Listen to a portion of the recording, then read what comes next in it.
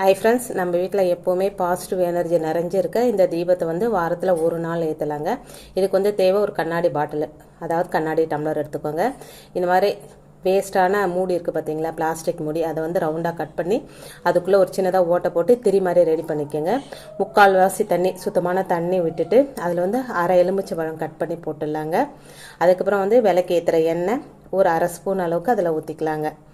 அதுக்கப்புறம் அதில் வந்து ஒரு 3 பிஞ்சு அளவுக்கு நம்ம கல்லுப்பு போடணுங்க. இதை போடும்போது மனசுக்குள்ளே பாசிட்டிவாக நினச்சிக்கிட்டே போடுங்க. எப்பவுமே பாசிட்டிவ் எனர்ஜி நிறைஞ்சு இருக்கணும் அப்படின்னு நினச்சிக்கிட்டே போடுங்க. 3 பிஞ்சு அளவுக்கு போட்டுட்டு அதுக்கப்புறம் இந்த திரியை வந்து அதில் போட்டுட்டு நம்ம தீபம் ஏற்றணுங்க.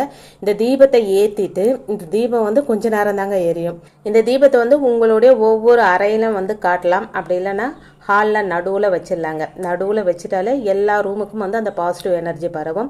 இப்போ நான் தீபம் ஏற்றிட்டு நடுவில் வச்சுருக்கேங்க. வீடியோ பிடிச்சிருந்தா லைக் பண்ணுங்கள், சப்ஸ்கிரைப்